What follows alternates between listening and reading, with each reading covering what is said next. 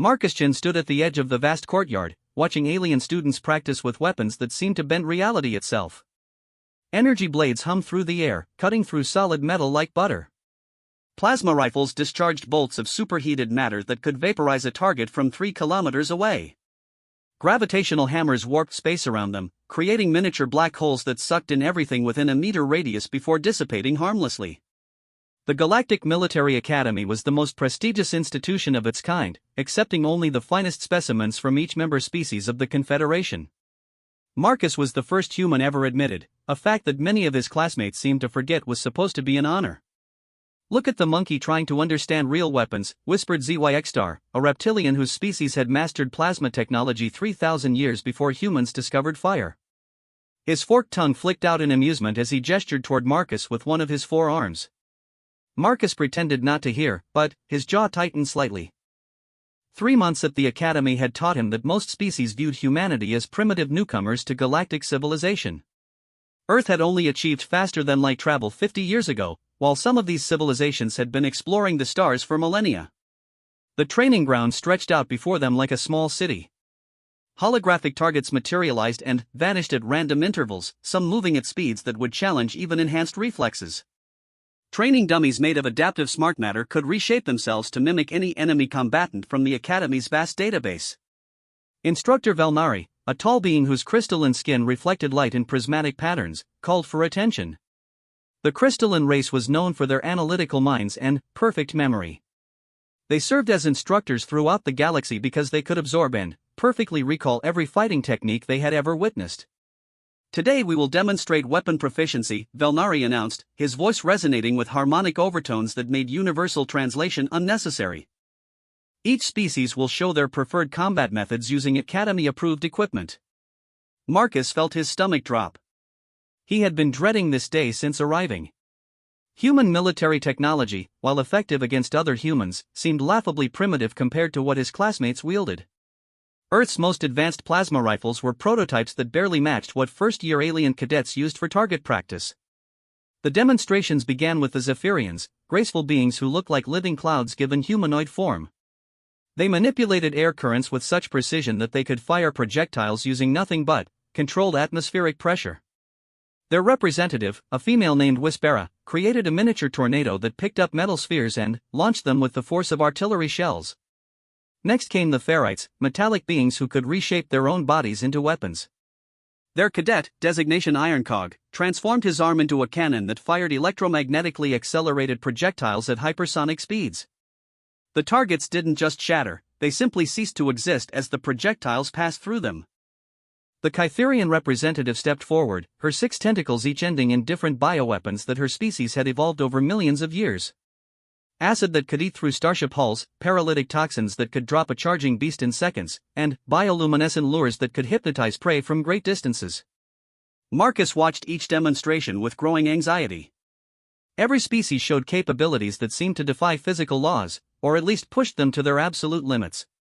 When the Voidwalkers demonstrated their ability to temporarily phase matter out of existence, allowing their weapons to pass through armor before rematerializing inside targets, Marcus began to wonder if he should just forfeit. "Fascinating displays of species-specific evolution," Valnari commented after each demonstration. "The diversity of combat approaches reflects millions of years of independent development across various worlds." ZYX-Star's turn came, and the reptilian's performance was particularly impressive. His species had developed weapons that could analyze an opponent's biology in real time and automatically adjust their energy output for maximum effectiveness. Against an armored target, the weapon would increase power. Against an unarmored opponent, it would switch to a neural disruptor frequency. Efficient and adaptable, Valnari noted with approval. A weapon that thinks for itself removes the burden of tactical decision-making from the wielder.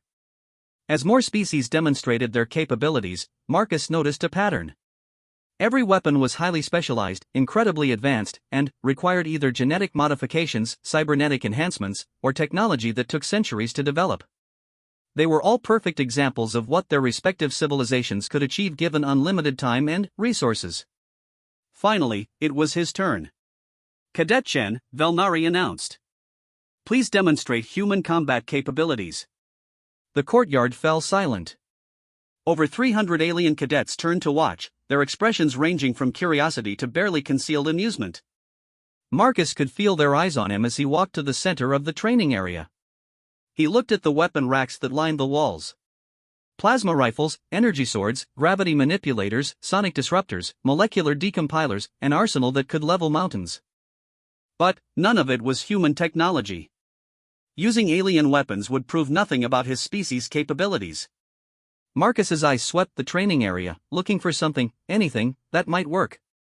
The Academy's designers had created a sterile, perfectly controlled environment using the most advanced materials known to galactic science. Everything was synthetic, artificial, designed to last millennia without degradation. Then, he saw it.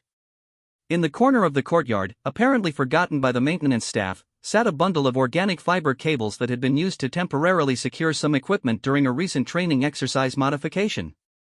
They were made from processed plant matter. Apparently some species still preferred organic materials for certain applications, claiming they had properties that synthetic alternatives couldn't match. Next to the cables lay several structural support rods, each about 1.5 meters long and made from a flexible composite material designed to bend without breaking. They had been removed from a collapsed training obstacle and were scheduled for recycling. Marcus walked over to the discarded materials while 300 aliens watched in confused silence. He picked up one of the rods, testing its flexibility. It bent in a smooth curve when he applied pressure, then snapped back to its original shape when released. Perfect. He selected one of the fiber cables and tested its strength, pulling at it until he was satisfied it wouldn't break under tension. The organic fibers had been processed to incredible strength, probably capable of supporting several times his body weight. "Is the human building something?" asked a crystalline cadet, his prismatic features shifting in puzzlement. Marcus began working with practiced efficiency. He had learned this skill as a child, growing up in the rural mountains of Earth where such knowledge was still passed down from generation to generation. His grandfather had taught him during long summer visits, calling it a connection to their ancestors. First, he cut the cable to the proper length using the sharp edge of a broken training dummy. Then, he carefully tied one end to the top of the rod using a bowyer's knot that his grandfather had shown him dozens of times. The knot was designed to hold under enormous tension while still allowing for quick adjustment. He bent the rod into a curve and tied the other end of the cable to the bottom, creating the proper amount of tension. The result was unmistakably primitive by galactic standards, yet elegant in its simplicity. Marcus held up his creation and tested the string, plucking it to check the tension. The sound it made was pure and clear, a note that seemed to resonate strangely in the advanced training facility. A curved stick with string, ZYX said loudly enough for everyone to hear. How wonderfully primitive. Will he also demonstrate the human mastery of fire making? Laughter rippled through the crowd of alien cadets. Even some of the instructors seemed amused by what they were witnessing.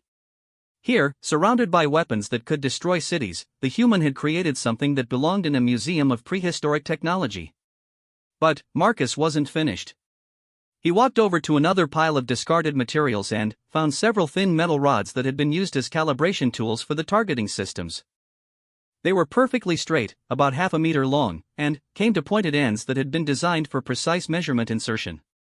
Marcus selected 3 of them and examined them carefully. They were light enough to fly properly but dense enough to maintain momentum. The pointed ends would help with accuracy and penetration. He walked back to the center of the training area, where holographic targets still flickered in and out of existence at random intervals. The closest target was about 50 meters away, a moderate distance by the Academy's standards, though the aliens' energy weapons could accurately hit targets at ranges measured in kilometers. Marcus knocked one of the metal rods against the cable and drew it back, feeling the familiar resistance as the rod bent under increasing tension. The motion was as natural to him as breathing, muscle memory developed over years of practice in the mountains with his grandfather. The entire courtyard was silent now. Even the whispered comments had stopped as 300 aliens watched the human prepare to demonstrate his species' combat capabilities with what appeared to be a toy made from garbage. Marcus focused on the target, a holographic representation of a generic humanoid enemy. He calculated distance, wind resistance, and the trajectory needed to compensate for gravity. Then, in one fluid motion, he drew the bow to full extension and released. The metal rod flew through the air with a soft whistle, moving faster than most of the aliens could track with their eyes. It struck the holographic target dead center with enough force to trigger the impact sensors, causing the image to flash red and display fatal hit in galactic standard text. The courtyard remained silent.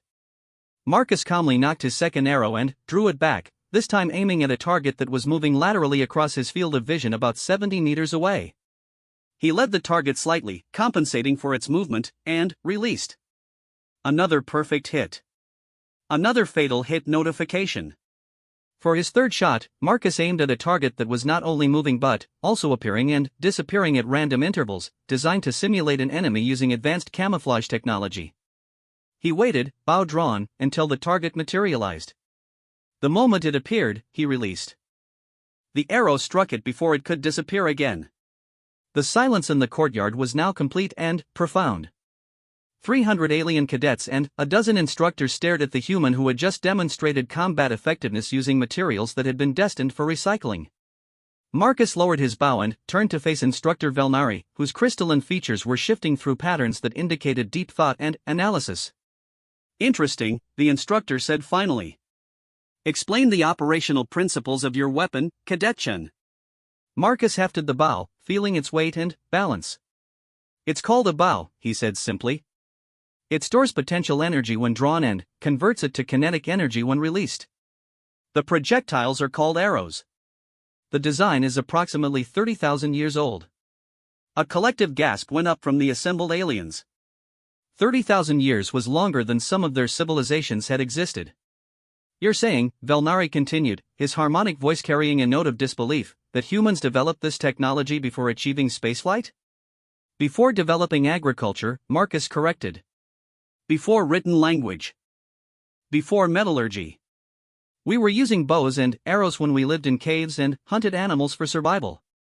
The implications of this statement rippled through the crowd like a shockwave. Every other species had developed their weapons as extensions of their advanced technology, requiring centuries or millennia of scientific progress. The human had just demonstrated lethal effectiveness using technology that predated civilization itself. "But, surely," interjected a Vorthan instructor, her tentacles writhing in agitation, "this is merely a curiosity? Modern human military must use proper energy weapons?" Marcus nodded. "We do. Plasma rifles, particle beams, fusion warheads, we have all the same technology you do. But, we never stopped using the old methods either. Every human military still trains with projectile weapons alongside energy weapons. We call it redundancy." "Redundancy?" Velnari's pattern shifted again. "Energy weapons require power sources, maintenance, specialized ammunition. They can be disrupted by electromagnetic interference, overheated by sustained use, or disabled by various countermeasures." Marcus gestured to his bow. "This works in any environment, requires no external power source, generates no heat signature, and uses ammunition that can be crafted from available materials." He paused, looking around at the sea of alien faces. "And it's silent." That last word seemed to hit the assembled aliens like a physical blow. All of their wonderful energy weapons announced their presence the moment they were fired. Plasma bolts illuminated the sky, particle beams created distinctive energy signatures, and gravity manipulators generated detectable spacetime distortions. The bow made no sound except the whistle of the arrow's flight. Furthermore, Marcus continued, warming to his subject, "This particular bow took me approximately 10 minutes to construct from discarded materials. The arrows took another 5 minutes. Total cost, 0. No manufacturing facilities required, no rare elements needed, no advanced technology necessary." ZYX-Star, who had been silent since Marcus's first shot, finally found his voice. But, it's so primitive. How can something so simple be effective against modern defenses?" Marcus smiled for the first time since arriving at the academy. "That's exactly why it's effective." The demonstration had ended, but Marcus could tell that the real learning was just beginning. As the alien cadets dispersed, many of them kept glancing back at him, their expressions thoughtful rather than dismissive. For the first time in 3 months, Marcus felt like he belonged at the Galactic Military Academy. Not because he could use their advanced weapons, but because he had shown them something they had never seen before, the deadly elegance of human simplicity. That night, as he lay in his dormitory pod, Marcus could hear whispered conversations in a dozen alien languages drifting through the walls. The word bow seemed to appear frequently in their discussions, pronounced with varying degrees of accuracy by vocal systems never designed for human speech. Tomorrow, he suspected, would be very different from the past 3 months. The aliens were no longer looking at him as a primitive curiosity. They were looking at him as a teacher. Marcus woke to find a small crowd of alien cadets gathered outside his dormitory. Through the transparent aluminum walls of his pod, he could see representatives from at least a dozen species, all waiting with what appeared to be barely contained curiosity. He dressed quickly in his academy uniform and stepped outside, nearly colliding with Whispera, the Zephyrian who had demonstrated atmospheric manipulation the day before. "Human Shen," she said, her voice carrying the musical quality of wind through crystalline caves. "We have been discussing your demonstration. There are questions." Marcus looked around at the assembled aliens. Yesterday they had regarded him with barely concealed contempt. Today their expressions ranged from curiosity to something that might have been respect. Even ZYXstar was present, though the reptilian stood at the back of the group with his forearms crossed defensively. "Questions about what?" Marcus asked. Ironcog stepped forward, his metallic form reflecting the morning light from the Academy's artificial star. "Your weapon requires no power source, yet it achieves target destruction equivalent to Class 3 energy weapons. This violates established principles of technological advancement." "It doesn't violate anything," Marcus replied. "It just uses different principles." A Kytherian cadet named Spiralmind approached, her tentacles weaving complex patterns in the air. Among her species, such gestures indicated deep thought. "You said humans developed this technology before spaceflight. Before written language. How is this possible?" Marcus considered how to explain human history to beings whose own development had followed completely different paths. Most galactic species had evolved advanced intelligence first, then, slowly developed technology to match their cognitive capabilities. Humans had done the opposite, they had developed tools and weapons out of desperate necessity, then, gradually become intelligent enough to understand why those tools worked. "My species evolved on a hostile world," he began. "No natural weapons, no armor, no ability to fly or phase through matter. We were prey animals for most of our early history." The aliens listened with fascination. Most of their homeworlds were relatively peaceful places where intelligence had developed as a luxury rather than a necessity.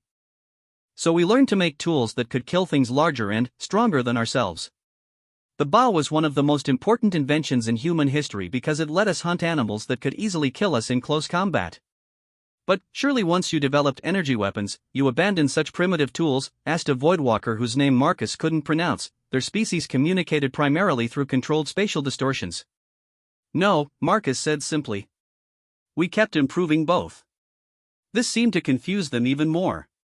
Among galactic civilization, technological advancement meant abandoning old methods in favor of new ones.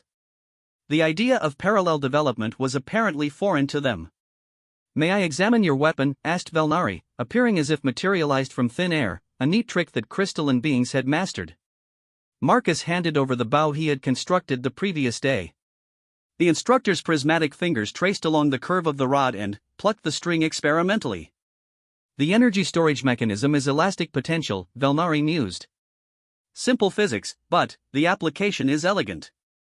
The projectile mass is minimal, but velocity compensation achieves significant kinetic impact." "That's one way to put it," Marcus agreed. "Show us how it works again," Whispera requested. "In detail this time." Marcus retrieved his remaining metal arrows from his dormitory and led the group to a nearby training area. Word of the impromptu demonstration had spread, and more aliens joined the crowd as they walked. "The basic principle is simple," Marcus explained as he knocked an arrow. "I pull back the string, which bends the bow and stores energy. When I release the string, the bow snaps back to its original shape and transfers that energy to the arrow." He demonstrated the motion slowly, drawing the bow partway back so they could see how the mechanism worked. "But how do you aim accurately?" asked Ironcog. "There are no targeting systems, no computational assistance. You learn," Marcus said. "Practice builds muscle memory and instinct." Instinct? The concept seemed to puzzle many of them. Marcus drew the bow fully and aimed at a target about 60 meters away. "I'm calculating wind resistance, projectile drop due to gravity, target movement if applicable, and my own stability." But I'm not using conscious mathematical calculation. My brain and body have learned to do it automatically through repetition. He released the arrow, which struck the target's center ring. You're performing ballistic calculations unconsciously? Velnari's pattern shifted to what Marcus had learned indicated extreme interest. Every human learns to do this, Marcus explained. Children throw balls to each other for fun. Adults play sports that require precisely calculated projectile paths. We develop these skills naturally. The implications were staggering to the alien observers. Their species relied on technology to perform complex calculations. The idea that humans could intuitively solve ballistic equations without conscious thought suggested cognitive capabilities they hadn't considered. What other primitive weapons do humans still use? Spiral Mind asked. Marcus thought for a moment. Knives, spears, swords, clubs, slings, crossbows, throwing axes, javelins, we have thousands of different weapon types that don't require any advanced technology. And your military forces train with all of these? Special forces do, Marcus confirmed. Regular troops learn basic principles. The idea is that a human soldier should be able to fight effectively even if stripped of all advanced equipment. ZYXstar finally spoke up from the back of the crowd. That seems unnecessarily redundant. Why not simply ensure your soldiers never lose their equipment? Marcus smiled. Because the enemy gets a vote. The phrase clearly didn't translate well through universal translators. Marcus tried again. No battle plan survives contact with the enemy. Equipment fails, supply lines get cut, soldiers become separated from their units. When everything goes wrong, you fall back on the basics. He gestured to the bow. This represents something my species learned long ago: complexity is fragile, simplicity endures. A new voice joined the conversation as Admiral Corinth approached the group. The commanding officer of the academy was a member of the Elder Council species, being so ancient that they had been exploring space when most other civilizations were still developing language. An interesting philosophy, the admiral said, his voice carrying harmonics that spoke of vast age and wisdom. Tell me, Cadet Chen, how does your species view the relationship between advancement and capability? Marcus considered the question carefully. He could sense this was more than casual curiosity, the admiral was testing something. We learned early that advancement and capability aren't the same thing, Marcus said. A plasma rifle is more advanced than a bow, but if your power cell dies in the middle of a battle, the bow becomes more capable. And if your bowstring breaks? I make a new one from available materials. Or I use the bow as a club. Or I pick up a rock and throw it. Marcus shrugged. Humans are very good at adapting. Admiral Corinth's ancient features shifted in what might have been approval. I see. And this adaptability is considered a military virtue among your people? It's considered essential for survival. The admiral nodded slowly, then addressed the gathered cadets. You are witnessing something remarkable here. This human has demonstrated a principle that most galactic civilizations have forgotten, that sometimes the simplest solution is the most robust solution. He gestured toward the bow in Marcus's hands. Every weapon you demonstrated yesterday requires infrastructure to maintain. Factories to build them, power plants to charge them, supply chains to provide ammunition. Remove any part of that infrastructure and the weapons become useless. The alien cadets listened with growing understanding. The human's weapon requires none of this. It can be built anywhere, from materials available almost universally. It requires no maintenance beyond basic care. Its ammunition can be crafted in the field. And yet it achieves lethal effectiveness against most targets. Admiral Corinth turned back to Marcus. This raises an interesting question, Cadet Chen.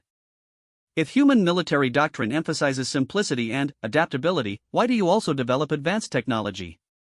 Marcus had been expecting this question. Because simple doesn't mean stupid.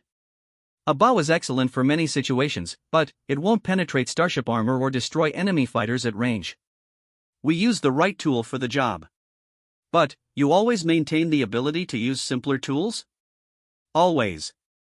Our most elite special forces can fight with sticks and stones if necessary, but they also train with the most advanced weapons we can build. The key is never becoming dependent on any single approach. The gathered aliens exchanged glances. This philosophy was completely foreign to their experience. Most galactic civilizations became increasingly specialized as they advanced, developing narrow expertise in specific areas. Could you teach others to use your weapon? Admiral Corinth asked. Anyone with basic hand-eye coordination can learn archery, Marcus confirmed. It takes practice to become proficient, but the fundamentals can be learned in a few hours. The Admiral's expression became thoughtful. Interesting. Very interesting indeed. As the crowd began to disperse for morning classes, Marcus found himself surrounded by a smaller group of cadets who seemed reluctant to leave. Human Chen, Whispera said hesitantly, would you be willing to show us how to make these weapons? Why? Marcus asked, genuinely curious. Because, Ironcog replied, his metallic voice carrying an odd resonance, yesterday you showed us that our understanding of effectiveness was incomplete. We would like to learn what else we might not understand. Marcus looked around at the earnest faces, or facial equivalents, watching him expectantly. These were beings from some of the most advanced civilizations in the galaxy, asking to learn Stone Age technology from a species they had considered primitive just 24 hours ago. All right, he said. But, we'll need materials, and I'll need to teach you some basic principles of physics first. We will obtain whatever you require, Spiralmind said eagerly. As they walked toward the materials fabrication center, Marcus couldn't help but smile. He had come to the academy expecting to learn from these advanced aliens. Instead, it seemed he was about to become their teacher. The irony wasn't lost on him. The most ancient weapons in human history were about to become cutting-edge technology in galactic civilization, not because they were complex, but because they were simple enough to work when everything else failed. Behind them, Admiral Corinth watched the group disappear around a corner, his ancient mind already considering the implications of what he had witnessed. Perhaps it was time for galactic civilization to relearn some old lessons about the relationship between simplicity and effectiveness. Change was coming to the academy, and it was arriving in the form of bent sticks and taut strings. The materials fabrication center hummed with activity as Marcus led his growing group of alien students through the process of creating their first bows. What had started as a handful of curious cadets had grown to nearly 50 beings representing over 20 different species. The first principle of archery, Marcus announced to the assembled group, is understanding the physics of stored energy. He held up a flexible rod similar to the one he had used for his demonstration. The fabrication center had produced dozens of them using various materials, some carbon fiber composites for strength, others using exotic matter that could store tremendous amounts of potential energy. When you bend this rod, you're fighting against its natural tendency to return to its original shape. The energy you put into bending it gets stored in the molecular structure of the material. When you release it, that energy has to go somewhere. Whispera raised one of her cloud-like appendages. This is basic physics. All species understand energy conservation.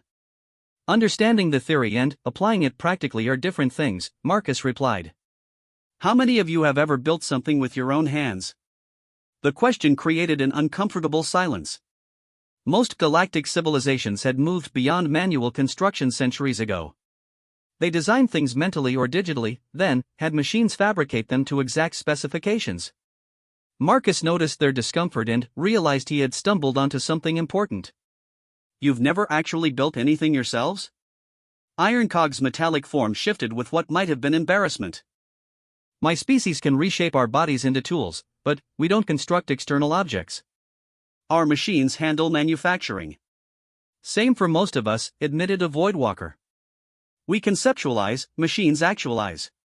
Marcus began to understand why his bow demonstration had been so shocking.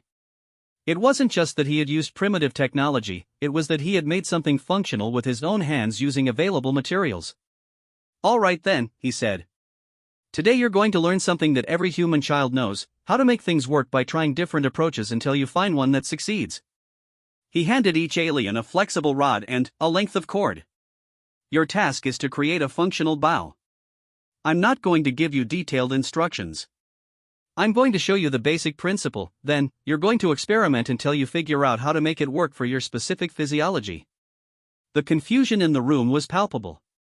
They were being asked to learn by trial and error, a concept that most advanced civilizations had abandoned in favor of precise theoretical calculation followed by perfect execution. But, surely you can provide optimal specifications, asked Spiralmind, her tentacles writhing in agitation. String tension ratios, curve calculations, stress distribution models? Marcus smiled. I could, but then you'd only know how to make the bow I designed. By figuring it out yourselves, you'll understand how to adapt the design for different situations. This was clearly a foreign concept, but the aliens gamely began attempting to construct their weapons. The results were initially disastrous. ZYXstar, using all four of his arms simultaneously, managed to tie knots so complex that he couldn't untangle them. His bow resembled abstract art more than a functional weapon. The Voidwalker tried to phase the string partially out of reality to achieve perfect tension, but this made it impossible to interact with physical arrows. Ironcog attempted to integrate the bow into his metallic body, but discovered that his rigid structure couldn't provide the flexibility needed for proper energy storage. After an hour of frustrated attempts, Whispera threw down her materials in exasperation. This is inefficient.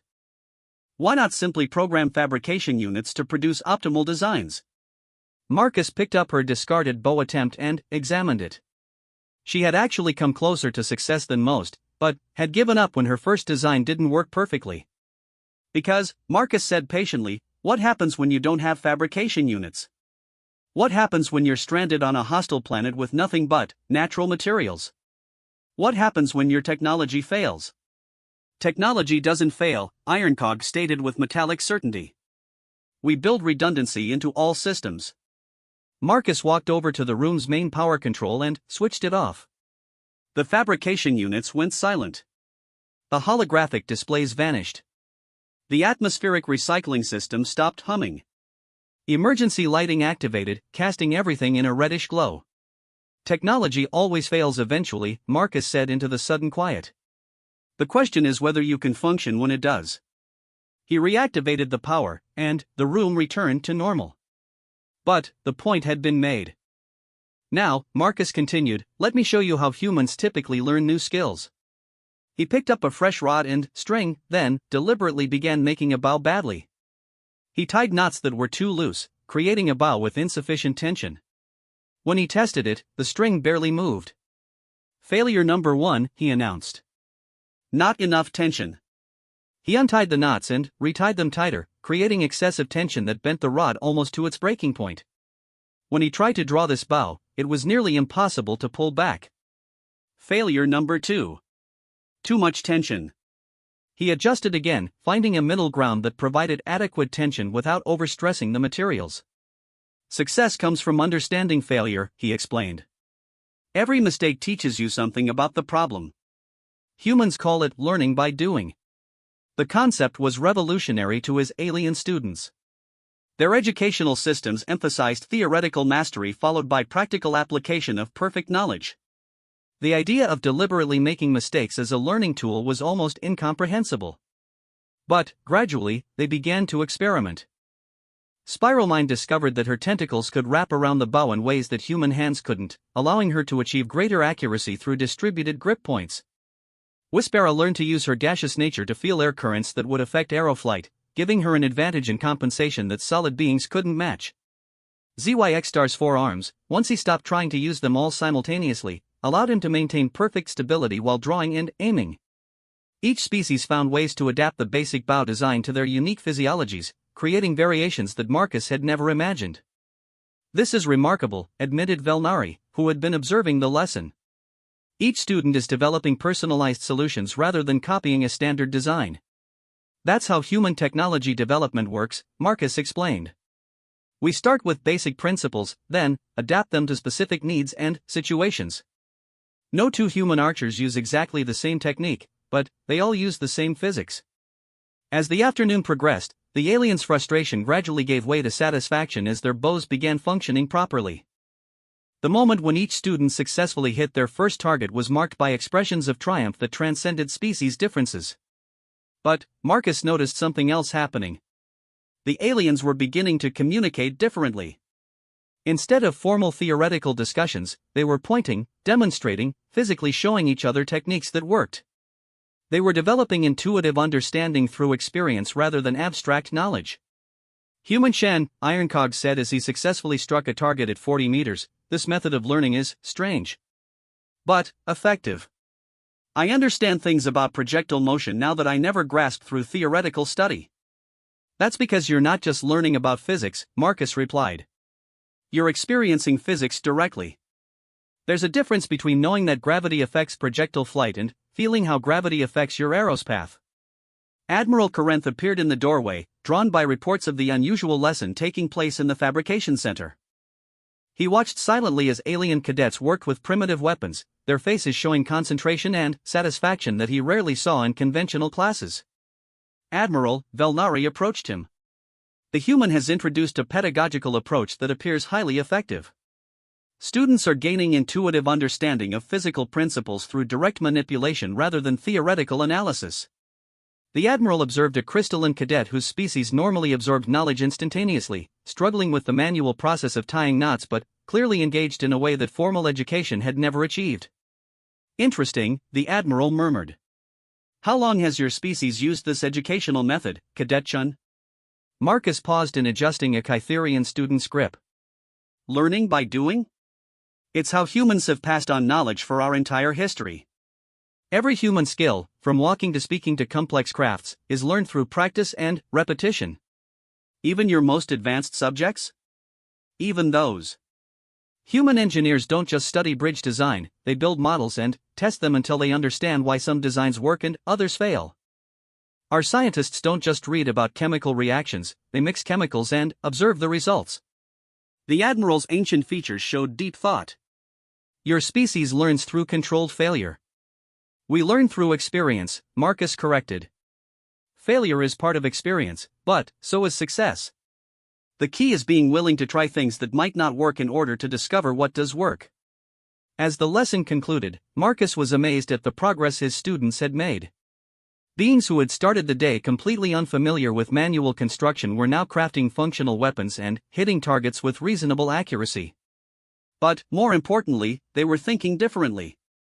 Instead of approaching problems with rigid theoretical frameworks, they were experimenting, adapting, improvising. This has been educational, ZYXstar admitted grudgingly. I still believe energy weapons are superior, but I understand now why your species maintains these skills. Superior for some applications, Marcus agreed. But, remember, the goal isn't to replace your advanced weapons. It's to ensure you can still fight when those weapons aren't available. As the aliens filed out of the fabrication center, many of them continued practicing with their new bows, their competitive instincts engaged in a way that formal classes had never achieved. Admiral Corinth lingered after the others had left. Cadet Chen, he said thoughtfully, you've introduced something unprecedented to this academy. These students have learned more about practical physics in one afternoon than they typically absorb in weeks of theoretical instruction. They learned because they were doing instead of just thinking, Marcus replied. Humans have always believed that knowledge without experience is incomplete. The Admiral nodded slowly. I'm beginning to understand why your species adapted so quickly to galactic civilization despite your apparent technological limitations. You don't just learn about things, you learn to work with things. We learn to make things work, Marcus corrected. Even when we don't fully understand why they work. As Marcus cleaned up the fabrication center, he reflected on the day's events. He had expected resistance to teaching primitive skills to advanced aliens. Instead, he had discovered that these sophisticated beings were hungry for the kind of hands-on learning that humans took for granted. Tomorrow, he suspected, there would be even more students wanting to learn. Word was spreading through the academy that the human had something valuable to teach, not just about weapons, but about an entirely different way of approaching problems. The revolution was just beginning. 3 weeks after Marcus's first archery lesson, the Galactic Military Academy was barely recognizable. What had started as a request from a handful of curious aliens had exploded into an academy-wide phenomenon that was reshaping how galactic civilization thought about warfare, technology, and learning itself. The changes were visible everywhere. In the main courtyard, alien cadets practiced with bows alongside their energy weapons. Workshops had sprung up in unused spaces where students crafted arrows, experimented with different bow designs, and taught each other techniques that worked for their particular physiology. But the transformation went deeper than just learning primitive weapons. The aliens had embraced the human concept of learning by doing and were applying it to everything. Marcus watched from his dormitory window as a group of crystalline cadets worked together to solve a tactical problem. Instead of analyzing it theoretically and proposing a perfect solution, they were actually testing different approaches in the field, learning from each failure, and gradually developing a strategy that no theoretical analysis would have produced. A soft chime indicated someone requesting entry to his quarters. Marcus opened the door to find Admiral Corinth waiting outside, his ancient features showing a mixture of concern and curiosity. "Cadet Chen," the Admiral said without preamble, "we need to talk." Marcus stepped aside to allow the commanding officer to enter. The Admiral's presence in his small quarters made the space feel cramped, but there was nowhere else private enough for the conversation they needed to have. "Sir?" Marcus said uncertainly. Admiral Corinth walked to the window and gazed out at the courtyard where aliens were practicing archery with an enthusiasm that would have been unimaginable a month ago. "Do you understand what you've done?" the Admiral asked quietly. Marcus felt a chill of worry. Had he violated some regulation? Caused some diplomatic incident? "Sir, if I've overstepped my authority, you've started a revolution," the Admiral interrupted. "Not just here at the Academy, but throughout galactic civilization." The Admiral activated a holographic display that filled most of the small room. It showed communication logs, news feeds, and official reports from across the Confederation. "Military academies on 47 worlds have requested detailed information about human training methods," the Admiral continued. "The Zephyrian High Command wants to know why their graduates who studied here are outperforming traditionally trained officers in field exercises." Marcus stared at the data streams flowing across the display. "I don't understand. Your students have been returning to their home worlds and applying what they learned here. Not just the archery, the methodology. The approach to problem solving. The willingness to experiment and adapt." The Admiral highlighted several reports.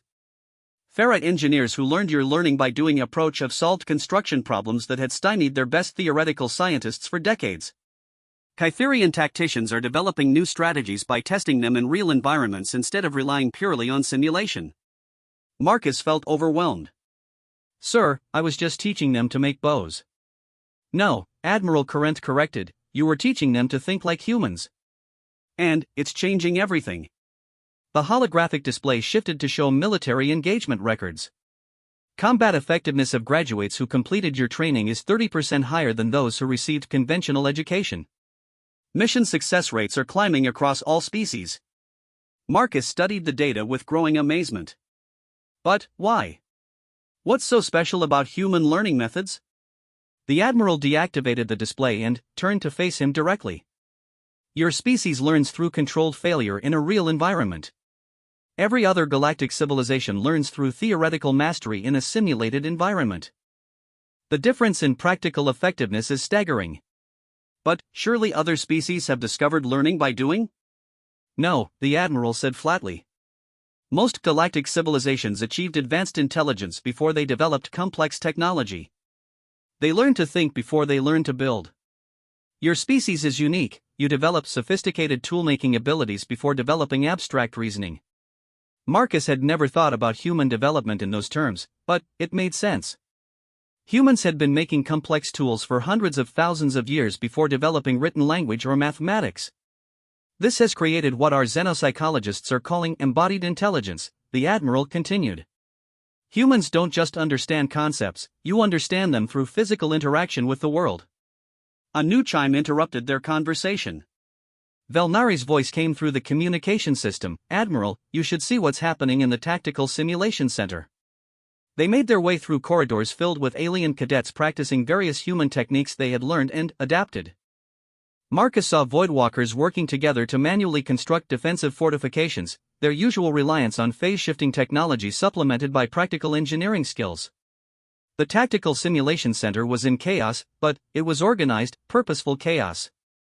Instead of the usual individual workstations where cadets solved theoretical problems alone, the entire space had been reconfigured into a collaborative environment where mixed-species teams worked on practical challenges. "What's happening here?" Admiral Corinth asked Velnari. "The cadets requested a new type of exercise," the instructor replied, his crystalline features shifting through patterns of amazement. "Instead of individual simulation tests, they want to work in teams to solve real-world problems using both theoretical knowledge and practical experimentation." Marcus watched in fascination as a mixed team of aliens tackled a complex military engineering problem. Rather than each species applying their specialized expertise separately, they were combining their different capabilities in ways that multiplied their effectiveness. A Zephyrian used atmospheric manipulation to test structural stability while a ferrite provided real-time material analysis. Crystalline cadets recorded and analyzed every iteration while Kytherian teammates used their enhanced pattern recognition to spot design flaws. They're not just solving the problem, Marcus realized. They're learning to work together in completely new ways. Exactly, Velnari confirmed. Human learning methodology emphasizes collaboration and shared experimentation. These teams are achieving results that would be impossible for any single species working alone. Admiral Corinth observed the teams for several minutes, his expression growing increasingly thoughtful. Finally, he spoke to Marcus again. Cadet Chen, I have a proposal for you. Sir? The Confederation High Command has been monitoring developments here with great interest. They want to establish a new training program based on human methodology, and they want you to design it. Marcus felt stunned. Sir, I'm just a cadet. I don't have the qualifications to design academy programs. You have qualifications no one else in the galaxy possesses, the Admiral replied. You understand how to learn through doing because your species has been doing it for millions of years. These aliens are discovering capabilities they never knew they had because you showed them a different way to approach problems. The Admiral gestured toward the working teams. Look at them. They're not just more effective than they were before, they're more creative, more adaptive, more resilient. These are exactly the qualities we need in military leaders. But, sir, I'm still learning myself. I came here to gain an education, not to revolutionize galactic military training. Sometimes the best teachers are those who are still learning, Admiral Corinth observed. Your willingness to experiment and adapt is exactly what makes your approach so effective. Marcus watched as an alien team successfully solved their problem through a combination of theoretical analysis and practical testing. Their celebration was enthusiastic and genuine, nothing like the subdued satisfaction that usually marked the completion of academy exercises. They're enjoying learning, Marcus realized. For them, this is fun. Human learning methodology makes education engaging rather than merely informative, Velnari added. Students are motivated by curiosity and achievement rather than obligation. Admiral Corinth nodded. Which brings us to the real reason I wanted to speak with you privately. The changes you've initiated here are spreading throughout the Confederation, but there's resistance. Resistance? Conservative factions who believe that traditional methods have served the galaxy well for millennia. They argue that adopting primitive human techniques represents a step backward rather than forward. The Admiral activated another holographic display showing political communications from various world governments. The hegemony traditionalists are particularly vocal in their opposition. They claim that human influence is contaminating pure galactic civilization with inferior methodologies. Marcus felt a familiar knot in his stomach. So this is about species prejudice. Partly, the Admiral admitted. But, there are also legitimate concerns about disrupting established systems. Military training has been standardized across the galaxy for thousands of years. Changing it represents a massive undertaking with uncertain consequences. What kind of consequences? Unknown. That's what makes the conservatives nervous. Your methodology produces superior results, but it also produces graduates who think differently than their predecessors. They question established doctrine, propose unconventional solutions, and challenge traditional hierarchies. Marcus considered this. Is that necessarily bad? For military effectiveness? No. For political stability? Possibly. The Admiral's expression was grim. Some governments prefer predictable, obedient officers to innovative, adaptive ones. The implications were sobering. Marcus had thought he was simply sharing his species' approach to learning. Instead, he had apparently unleashed forces that could reshape galactic civilization, and not everyone wanted that change. What do you think I should do? Marcus asked. Admiral Corinth was quiet for a long moment, watching the alien teams work with unprecedented collaboration and enthusiasm. I think, he said finally, that the galaxy needs to learn what humans have always known, that adaptation is essential for survival. The universe is changing, new threats are emerging, and rigid thinking will not protect us. He turned to face Marcus directly. Will you accept the assignment to design a new training program? Marcus looked around at the transformed academy, at aliens who had discovered capabilities they never knew they possessed, at the genuine excitement for learning that his species took for granted. "Yes, sir," he said. "But I have conditions." The admiral raised an eyebrow. A cadet negotiating with the high command? A teacher explaining what's needed for the program to work, Marcus corrected with a slight smile. "Very well. What are your conditions?" "First, the program has to be voluntary. Forced adoption of human learning methods won't work, students have to choose to engage with the process." "Agreed. What else?" "Second, we need to train instructors, not just students." The aliens who learned archery aren't just more effective fighters, they're better teachers because they understand learning through experience. "Reasonable. Anything else?" Marcus thought carefully. "Third, the program needs to preserve what's valuable about traditional galactic education while adding human methodology." "We're not trying to replace their systems, we're trying to make them more complete." Admiral Corinth nodded slowly. "Wise. You understand that this will be as much about politics as education." "I'm beginning to understand that everything is about politics when you're dealing with multiple civilizations," Marcus replied. As they prepared to leave the tactical center, Marcus reflected on how much had changed since his first day at the academy. He had arrived expecting to learn from advanced aliens. Instead, he had become their teacher, and, in the process, he had learned more about his own species than he had ever imagined. The revolution was no longer just about primitive weapons or learning techniques. It was about fundamentally different approaches to knowledge, adaptation, and survival. And, as Admiral Corinth had warned, revolutions always faced resistance. The real test was just beginning. 6 months after Marcus first demonstrated his makeshift bow, the Galactic Military Academy faced its greatest challenge in centuries. A crisis had emerged that would test everything the cadets had learned about adaptation, improvisation, and survival. The emergency began with a routine training mission. 3 mixed species teams of final-year cadets had been deployed to conduct exercises on Kepler 442c, a planet designated as ideal for military training due to its varied terrain and lack of indigenous intelligent life. Then, the solar storm hit. Marcus was in the advanced tactics classroom when Admiral Corinth burst through the doors, his ancient features showing an expression of controlled panic that Marcus had never seen before. "All classes are suspended immediately," the Admiral announced. "We have a code-red emergency." The mixed group of alien cadets looked around uncertainly. Code-red emergencies were theoretical scenarios used in advanced simulations. They had never experienced a real one. "What's the situation, sir?" asked ZYX Star, who had become something of a leader among the cadets who trained in human methodologies. "Massive solar flare activity has disrupted all electronic systems within 3 light-years of the Kepler system," Admiral Corinth explained tersely. "Our training teams on Kepler 442c have lost all communication, all electronic equipment, and all modern weapons." The implications hit Marcus immediately. "They're stranded with no way to call for help." "Worse than that," the Admiral continued. "Long-range sensors detected significant seismic activity on the planet just before communications went dark." The cadets may be facing natural disasters with no advanced technology to assist them. Ironcog's metallic form shifted with concern. "When will electronic systems be restored?"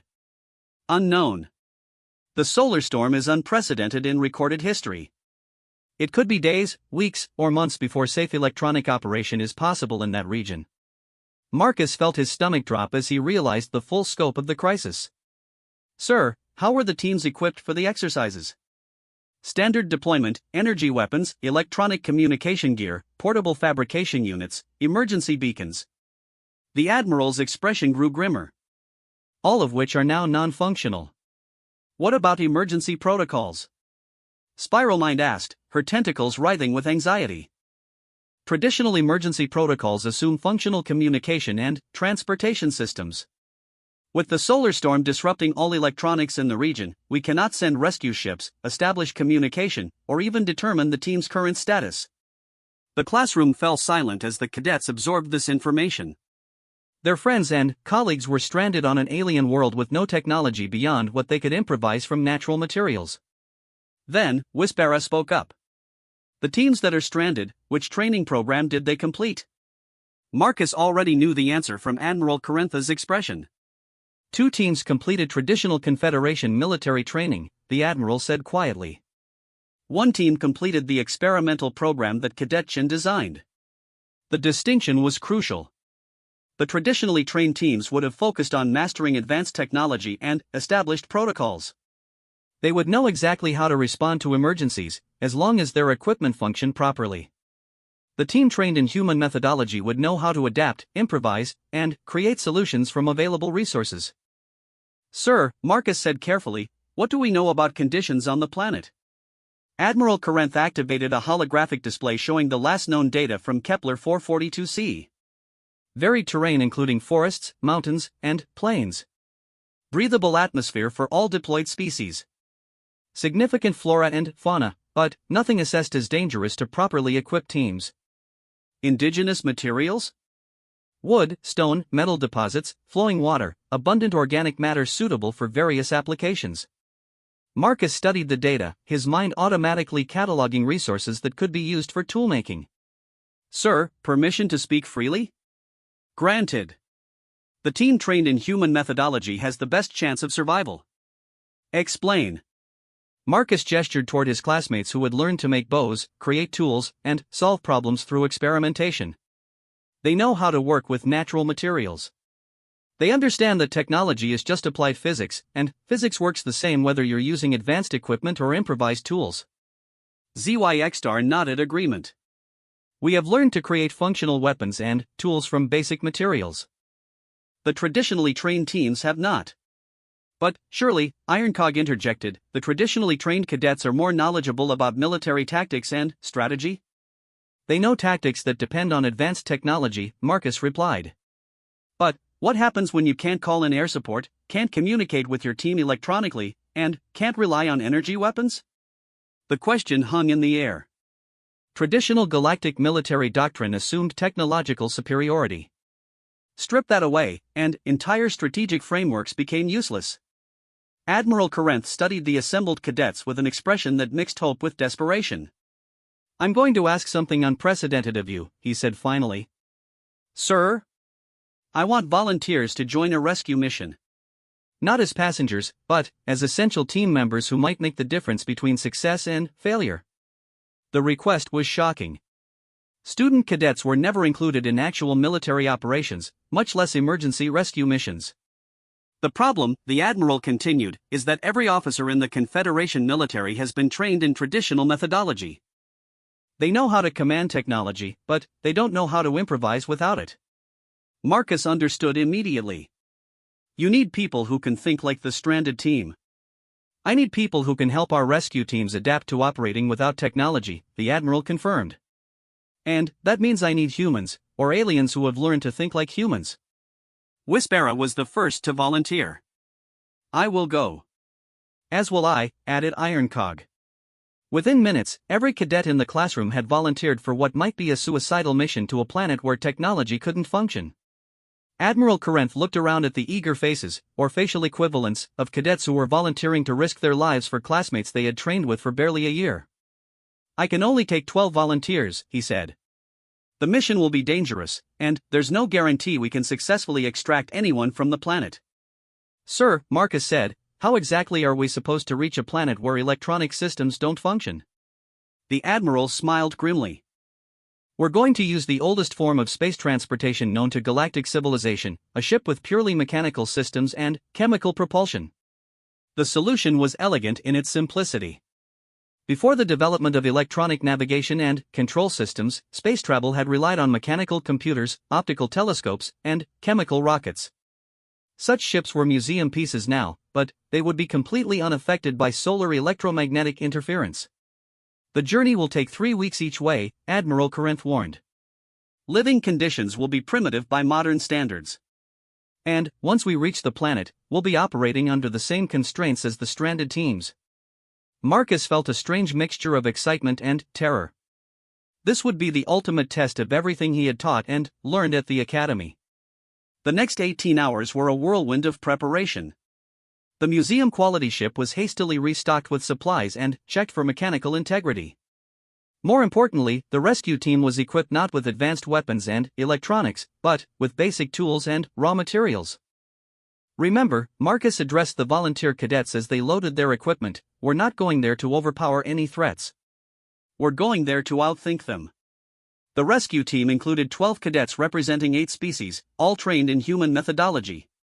They carried hand-forged tools, basic medical supplies, navigation equipment that worked on mechanical principles, and materials for crafting whatever else they might need. As their antique ship launched from the academy using chemical rockets that had been obsolete for centuries, Marcus reflected on the irony of their situation. The most advanced military academy in the galaxy was mounting a rescue mission using technology that predated galactic civilization. But that primitive technology was the only thing that could function in the electromagnetic chaos surrounding Kepler 442c. 3 weeks later, they achieved orbit around a planet where their missing classmates had been surviving using skills that the galaxy had forgotten. The real challenge was just beginning. From orbit, they could see evidence of massive geological upheaval. Landslides, floods, and what appeared to be active volcanic activity had transformed the planet's surface since the training mission began. "Emergency landing sites are compromised," reported the ship's navigator, reading mechanical instruments that hadn't been used in active service for centuries. "We're going to have to land in uncharted territory and proceed on foot." Marcus looked down at the planet where 3 teams of cadets were either dead or fighting for survival with nothing but their wits and whatever tools they could improvise. "Then, we'd better hope," he said quietly, "that everything we learned about human methodology actually works when lives depend on it." The antique ship began its descent toward a world where the most advanced beings in the galaxy would succeed or fail based on humanity's oldest lesson: adapt, improvise, overcome, or die. As the ship entered the atmosphere, Marcus couldn't help but smile at the ultimate irony. In trying to save his classmates, he was about to prove whether 30,000 years of human survival instincts were truly superior to 10,000 years of galactic technological advancement. The answer would be written in the survival of every being on the planet below. The primitive human's revolution was about to face its final examination.